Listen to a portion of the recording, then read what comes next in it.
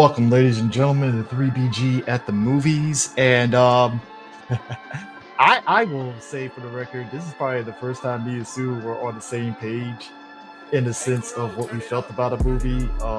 We're talking about the movie Him, movie produced. Okay. Clarify this. Let me clarify this. Produced by Jordan Peele, but was not directed and written by him, and it shows. But hang Oh on. my God, does it show? But hang on a second, Chris. See, you made the. I mean, you set the clarification right there, right? Yeah. But let's point out a couple of things here.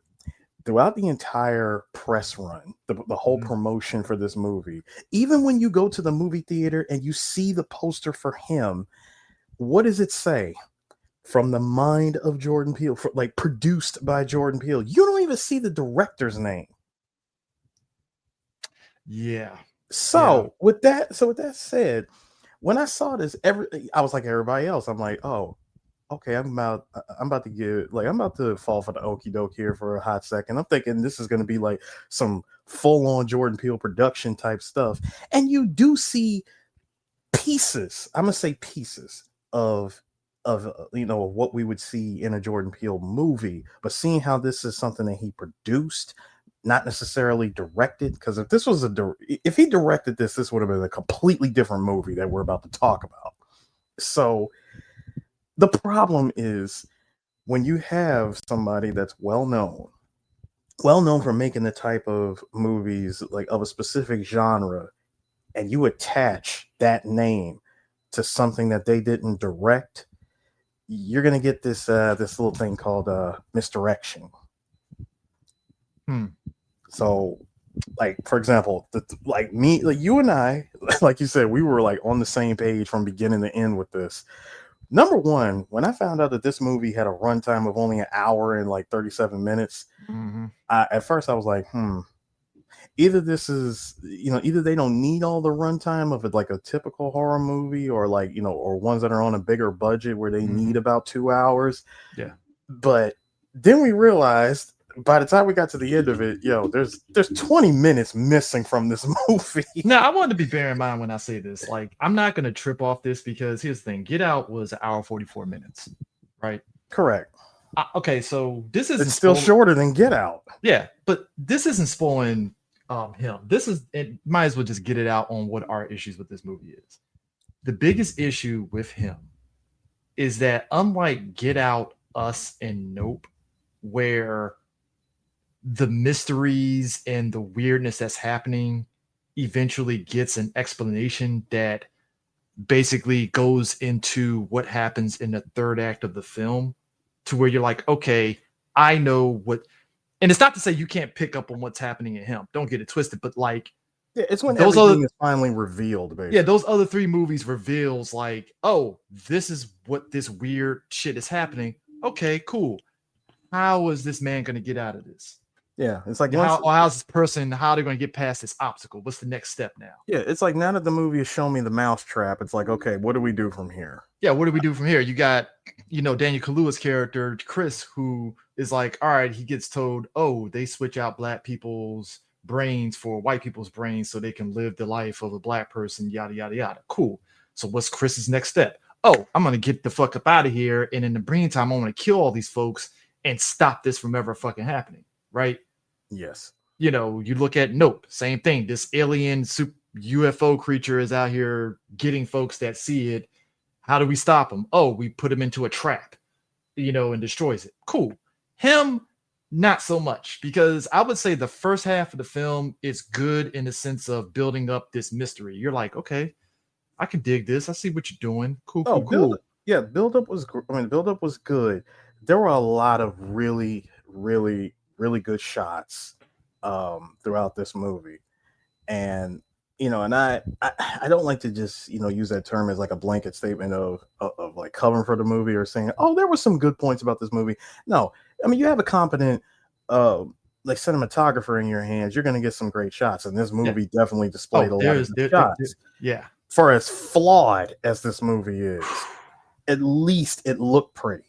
Yeah, the visuals and the imagery of a lot of stuff, even the creepy stuff, is really good. It's just when you get to that third act reveal, you kind of sit back and be like, I guess, but what the fuck? Like, you know what I'm saying? Where it's just like the movie didn't earn anything. In fact, I would go back and say I think the biggest issue with this film is that it gives off the illusion of being, mysterious and have all these big things, but it doesn't nail the landing.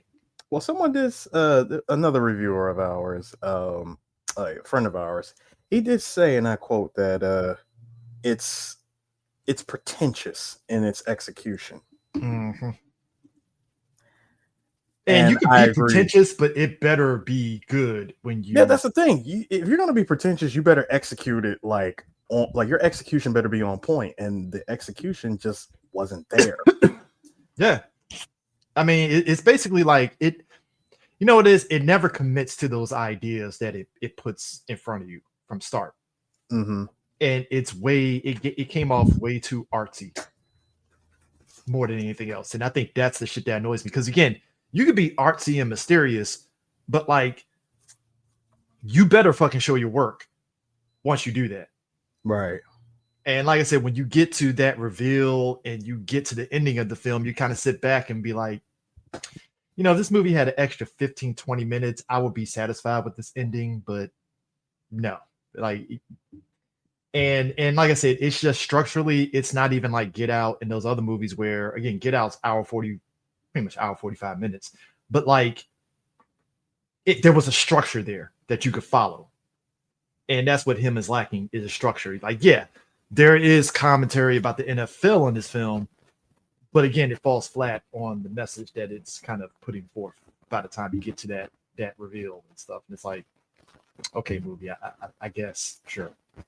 Yeah. Now, so Marlon Wayans is in this movie, and both him and God, why is this gentleman's name escaping me for a second? Was it Justin? Was it Justin? Yeah, Justin Tipping. Yeah, Justin. Well, no, Justin Tipping He's a is. director Yeah, he's the director and the writer of the movie. and a No, writer. no, I was talking about where is he? Oh, yeah, Yeah, he Tariq, plays. like Yeah, Tariq Withers. yeah. Now, Tariq Withers and Marlon were like by far the best things about this movie. Tariq Withers, not Patrick Mahomes, because clearly he was Patrick Mahomes in the movie. Listen, we understand that. I understood the assignment. I looked at him. I said, okay, he's definitely a stand-in for Patrick Mahomes. But this is what happens when you don't want the NFL's name attached to this, and you don't want any specific players' names attached to this. So you get the lookalikes. Kind of like how we saw Dragon War back in the early 2000s, and when they couldn't get Tom Cruise, they got the most Tom Cruise lookalike they could find. Yeah. This kid is biracial in real life. The funny thing is his breakout was it was an episode of the last season of Atlanta called Rich Wigga, Poor Wigga, where basically he had to prove his blackness to Kevin Samuels and J. Anthony Brown. It's a That's funny ass. hilarious. It's a funny ass episode, bar none. Um, and it's all filmed in black and white, so you can't. It's like when you watch it in black and white for that episode, you can't tell if he's mixed or not. But then, like when you see what he looks like in real life, it's like, oh yeah, he's mixed. He's Yeah. mixed. But like just for a quick synopsis, I mean the plot basically follows the trials of a young up and coming football player training at an isolated compound of an aging and nearly retired quarterback. Now, you would think just from the sound of this that okay, so dude's about to spend a week at training camp, and we're gonna see like all of the horrors of training camp be put on display. All Yeah. right, let's see how they execute it. And again, you and I, dude, we sat in the theater. The fact that it was so silent, After the movie, like that told after me the everything. movie, there was like no zero reaction. I, Listen, I heard one person, it was a lady that said that the movie should have been longer and that ending would have probably worked I because agree. it didn't hit for her at all. And I was like, yep, there it is. Yeah, the movie definitely should have been longer. And if you just took that extra 15 or 20 minutes to showcase the explanation instead of just dropping it on us and we just have to go with it, it would have paid off better, in my opinion. Hmm. But like I said, Yeah. visually looks good. Like the movie looked good. Um, there was a part, there was a part in the movie where I thought that everything that was happening with Tariq's character was like all in his head, because you see him get like get injections throughout the movie, and I was like, oh, what if all this is just happening in his head, and like the whole thing is more psychological than anything else. But but then when the movie reveals itself to no, this is stuff that's actually happening. I'm like, oh, okay. Again, I want to see how all this pays off, and the payoff was just okay. And I think that's really and there's going to be a lot of people that are going to find ways to try to justify it, but it's like, nah, man. Like it's there. Like you have three examples from Jordan Peele himself, who directed and wrote three movies, on how you execute these ideas, and you can't just half-ass it on a see guys imagery. See guys, here's the reveal, and it's like, sure, I Or, guess. I mean, if that's the case, I could have wrote this fucking movie if that's how you gonna roll. or you can't take the three best examples and say, yeah, those examples are great. I'm gonna do the exact opposite of those three examples. Yes, and I think that's what got me, is that I was interested in this film mainly because the trailer gave off like, oh shit, this okay, this is some Jordan Peele shit. Like you're giving us this. All right, cool. Let me see how this goes. And then it's like you watch the movie, and it again, first half it engages you. You're like, okay, all right, it's blowing in there. And then like the second half, and I remember, I think I might have said it out loud, or I might have nudged you, and I was like, this feels like an In Living Color parody, scary Didn't movie it? parody. Did There was a couple of moments where I'm like, is this the audition for like scary movie, like the new scary movie that Mhm. Marlon and Sean are gonna do? Like, I will say this, because because Jordan, anytime Jordan Peele puts out something, there's going to be something in there that will genuinely get a good laugh out of you. And there were at least two moments. There were two moments where where Marlon does something in the movie. I won't say what it is. Marlon does something in the movie where, for the first time throughout, I would say, this was like a good 30 to 40 minutes into the movie, we got a genuine reaction from the crowd because of Marlon's method acting. yeah, and look, Marlon, look, the acting in this movie is great. Marlon, phenomenal, great Like he job. just, it's just that when he went all in on this particular moment, I was, I was like, okay, that got a good laugh out of me. Yeah, And the other part, they got a smooth laugh out of you. I mean, you were trying your best not to bust out laughing. There's something that happens to a character in the movie, and we're like, oh, I shouted out Mortal Kombat X-ray move because of how it showed visually, and I said one thing to you, CJ. I said, nah, bro, that that move, I mean, that injury came with a 5 minute cooldown mode. nigga, when you said 5 minute cooldown, me and this dude were laughing our ass off. Even after the scene was over, I was just sitting there like, oh my god, like holy shit, like that scene got amplified in the comedy realm even more with that joke. I was like, god damn. I'm sorry, that was like the first thing that just came to my mind. I was like, bro, okay. At first, I was like, dude, he ain't gonna move. And then the moment he moved, I was like, yeah, that was a 5 minute cooldown. Man, listen, and I think that's really kind of what irked me about this film, is that like what could have been, and you just kind of get left with just a shrug and like that happened, and like I said, and I think this is going to be one of those conversations where you're going to get a segment of people that will be like, well, see, you don't understand the movie. I'm like, no, I understand it very well. It's just we also nah, understand man. Jordan. We also understand Jordan Peele movies, and again, you can only produce, what you can produce. It's really up to the writer and the director. Yeah, producing don't mean. I mean, look, Jordan Peele. Let me put something in perspective here. Jordan Peele. There's a couple of movies that he quote unquote produced. Let me find those two movies, because he produced. Okay, so Monkey Man. He produced. Monkey Man was really good, but And again, that that was a boils solid movie. and that again that boils down to the director and the writers. not Jordan Peele producing on that film more than anything else, right? Candyman. I actually enjoyed that Candyman remake. Came out in 2021. I actually enjoyed that movie. I thought it was actually really good, right? Mm-hmm. Again, he just produced it. I think, well, he did write that movie. That might be why that movie actually was pretty good. So, I'm also going to say, for the sake of argument, because while we're not necessarily spoiling the movie, the review's already out because the embargo lifted on it. Thursday. I think, yeah, Thursday. Dude, this movie had a budget of exactly $27 million, and so far, this movie has made barely 6.5. Yeah. 6.5 million. Folks ain't feeling it. Yeah, it ain't, like I said again, people are gonna take things the wrong way, but I'm like, nah.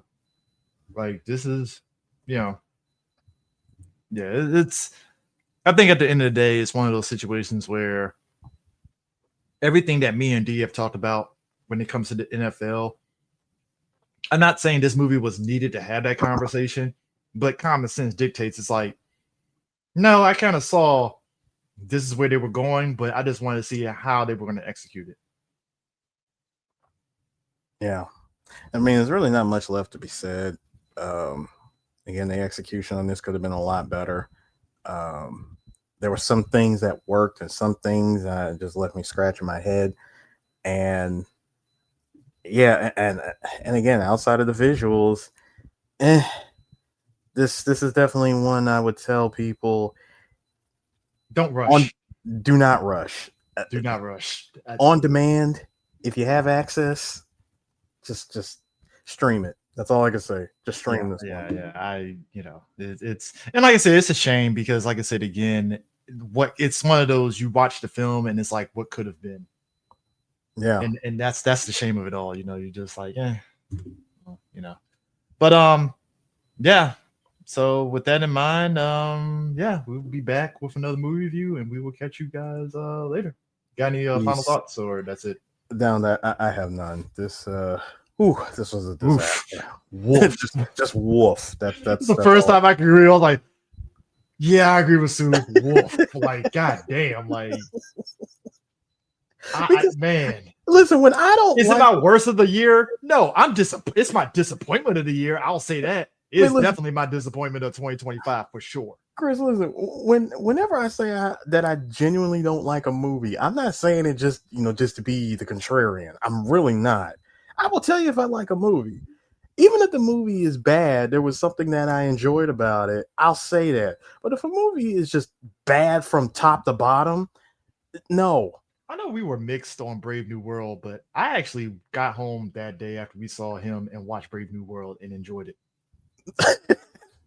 I needed a palate cleanser because I was like, nah, man, let me go ahead and watch some Captain America doing his thing. Like, yeah, that movie had its issues, but goddamn, at least it stuck the fucking landing. Like, I understand you had your issues with the movie, but sir, you are an MCU fan, okay? Even taking my fandom off the table. Now, if you said that you went home and watched Quantumania and found that more enjoyable, then number one, a background noise movie first off, but number one, I would have got more. Number one, you would have got a genuine laugh out of me because I'm like, dude, I know you hate that movie, and you watched a movie that's even worse and use that as a palate cleanser. That's funny. Yeah. But no, other than that, woof. It's stream this movie. It is my disappointment movie of 2025. And trust me and Sue have seen a lot of movies, in theaters and not in theaters. And it's disappointment for the reason that we said. It's just like what could have been, Yep. And it's not like we were asking a lot out of this film. So I went into it with no expectation. It's just that I was told right at the last minute that this movie was, was as short as it was. And I said, oh, this can go in two directions. This can either be like direct to the point and still, and be executed perfectly, or this is just going to be a flat out 90+ minute long disaster. It went for the latter. Yeah. But anyway, that's it for him. We, going ahead and, Give us your comments below on what you thought of the film. Let us know. We'll probably mention it on our main 3BG show and stuff. Because we gotten some comments, from these we movie have. reviews are done, so it's been good on that end. But So I mean, yeah, like I said, putting your fandom of the actors aside, do not get mad at us because this football movie literally fumbled. Nice And pun there, sir. I'm gonna end it with that. Anyways, we'll catch you guys later. Peace.